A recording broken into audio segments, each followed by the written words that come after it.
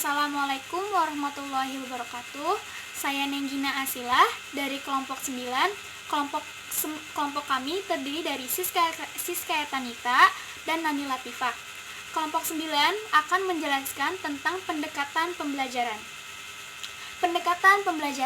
Pendekatan pembelajaran pada anak usia dini berpusat pada anak studi center, yang artinya memberi kesempatan pada anak untuk memenuhi kebutuhan perkembangan anak dengan hal-hal yang mereka senangi.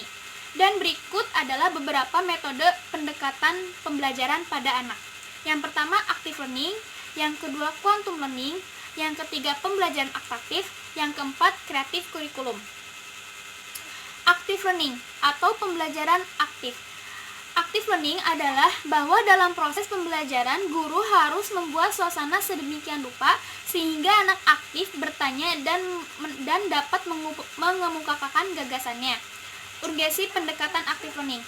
Active learning ditujukan untuk mengoptimalkan penggunaan potensi peserta didik agar peserta didik mencapai hasil yang maksimal sesuai dengan karakteristik pribadi masing-masing. Prinsip-prinsip active learning. Yang pertama, prinsip motivasi. Yang kedua, prinsip hubungan sosial. Yang ketiga, prinsip belajar sambil bekerja. Yang keempat, prinsip perbedaan perseorangan. Aplikasi dalam pembelajaran.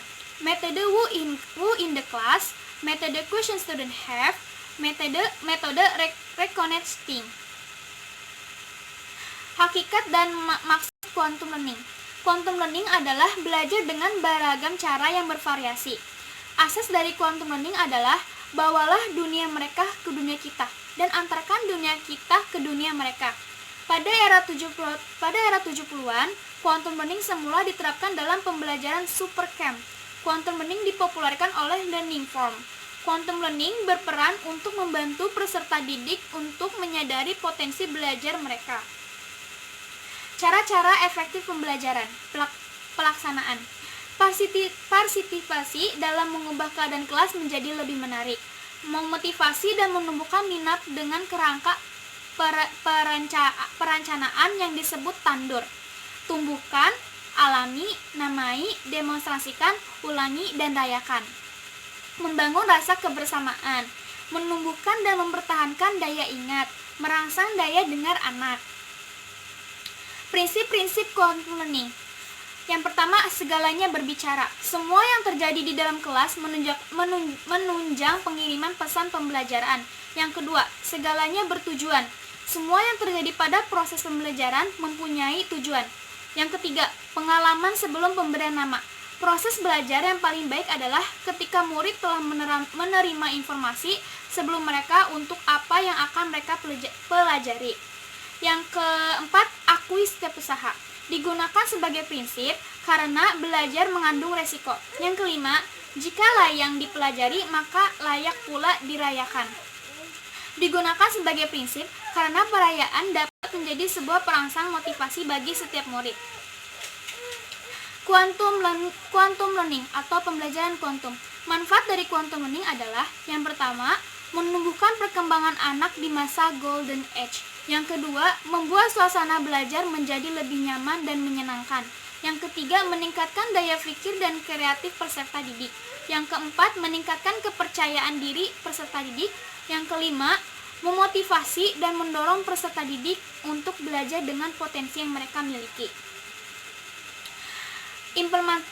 Implementasi quantum learning dalam pembelajaran. Yang pertama, guru harus memberikan rangsangan atau stimulasi kepada anak dalam setiap melakukan pembelajaran. Yang kedua, lingkungan belajar yang tepat. Yang ketiga, guru harus memiliki tema yang berbeda dan inovatif dalam setiap pembelajaran. Yang keempat, memupuk sikap juara. Dilanjut oleh Teh Nani. Selanjutnya yaitu pembelajaran atraktif. Hakikat dan pengertian pembelajaran atraktif.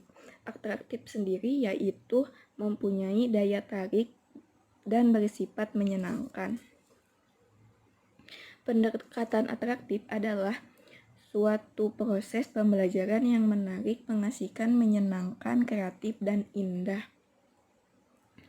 Pendekatan ini pada umumnya diterapkan di kelas-kelas awal sekolah dasar dan di taman kanak-kanak.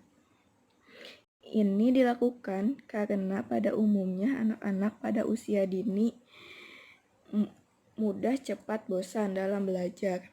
Perhatian peserta didik dalam proses pembelajaran dapat ditentukan oleh keterampilan pendidik. Pendidik harus menciptakan suasana kelas yang menyenangkan dan aman, misalnya, yaitu menggunakan alat-alat bekas untuk membuat suatu kerajinan. Sifat-sifat pokok pembelajaran atraktif. Atraktif dari segi fisik menyangkut ruang kelas, taman bermain, dan alat sarana permainan. Atraktif dari segi suasana yaitu menyangkut profil pendidik yang ramah dan mudah tersenyum dan memiliki rasa kasih sayang terhadap anak didiknya. Atraktif dalam proses pembelajaran yaitu menyangkut penggunaan metode yang kolaboratif dan variatif. Tempat pembelajaran tidak harus terus di dalam kelas. Implementasi pembelajaran atraktif. Yang pertama yaitu pembelajaran dimulai dengan menanyakan segala sesuatu atau apa yang penting dari pembelajaran yang lalu. Yang kedua yaitu peserta didik diminta untuk mengajukan pertanyaan apa yang belum mereka pahami dan menanyakan keterangan lebih lanjut mengenai pelajaran yang telah lalu. Yang ketiga yaitu peserta didik diminta untuk memahami materi apa yang disampaikan pada hari ini. Keempat, pendidik menggunakan teknik permainan untuk kelompok kecil. Masing-masing kelompok diberikan tugas yang sama. Namun sedikit informasi. Yang terakhir yaitu peserta didik untuk memberikan contoh dari pengalaman yang berkaitan dengan pokok atau tema pembelajaran yang baru dibahas. Selanjutnya akan dilanjutkan oleh Teh Siska. Dan untuk selanjutnya saya akan menerangkan tentang kurikulum kreatif atau kreatif kurikulum. Kurikulum adalah seperangkat perencanaan dan pengaturan mengenai tujuan, isi, bahan pembelajaran, serta cara yang digunakan sebagai pedoman penyelenggaraan kegiatan pembelajaran untuk mencapai suatu tujuan pendidikan tertentu. Kreatif kurikulum dapat diartikan juga sebagai sebuah perangkat perencanaan dan pembelajaran yang digunakan sebagai pedoman penyelenggaraan kegiatan pembelajaran yang dibuat dengan kreatif agar dapat mendorong perkembangan peserta didik secara optimal. Dan setiap satuan pendidikan diberikan wewenang untuk mengembangkan kurikulum secara mandiri atau leluasa mengembangkannya mengacu kepada kurikulum nasional. Kemudian tujuan kurikulum kreatif adalah untuk membantu peserta didik yang antusias, mendorong mereka untuk mengeksplor yang aktif dan kreatif untuk mencoba gagasan mereka sehingga mereka menjadi percaya diri dan mandiri. Kemudian prinsip dasar kurikulum kreatif yang pertama itu kurikulum kreatif berfokus pada pengembangan sosial, emosional, kognitif, dan psikomotorik. Yang kedua, memberikan besar kepada anak didik untuk belajar dengan cara mereka sendiri dengan kecepatan masing-masing.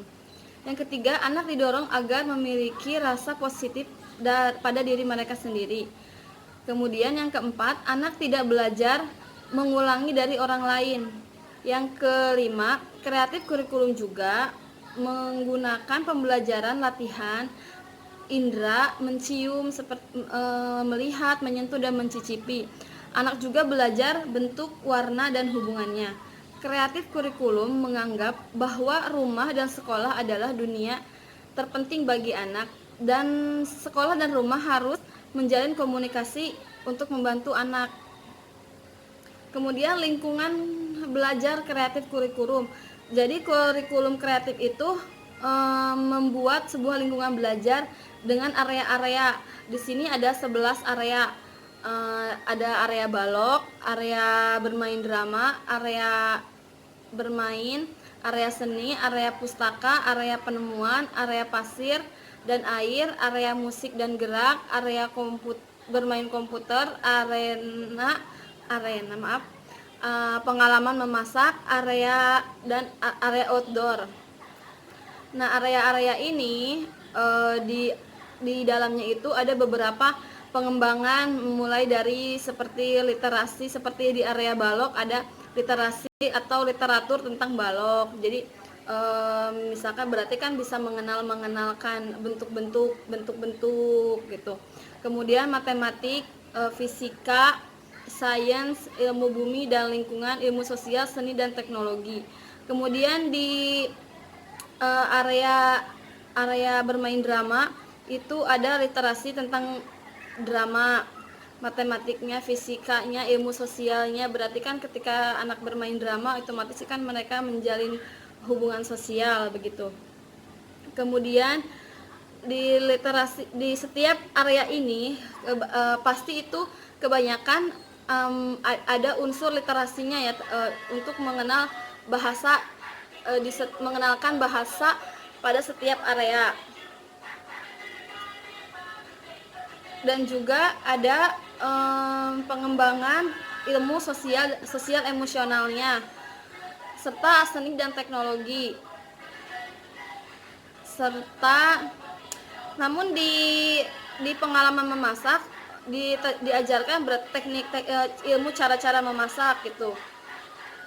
Kemudian peran guru dalam kreatif kurikulum. Peran guru dalam kreatif kurikulum itu pertama menunjukkan sikap yang mendorong munculnya kreativitas. Kemudian mendorong dalam bermain kreatif dan imajinatif. Lalu menjaga sikap untuk tidak menghakimi, memuji sikap kreativitas, kemudian juga mengajukan banyak pertanyaan. Kemudian membantu anak mengembangkan kreativitas. Yang ke berapa tuh? Lalu menghindari semua hal yang melumpuhkan kreativitas anak. Lalu yang terakhir melakukan pengamatan dan menyaksikan selama anak bekerja. Terima kasih, demikian presentasi dari kelompok 9. Apabila belum dimengerti silahkan bertanya, mudah-mudahan bisa menjawab ya teman-teman. Terima kasih. Wassalamualaikum warahmatullahi wabarakatuh.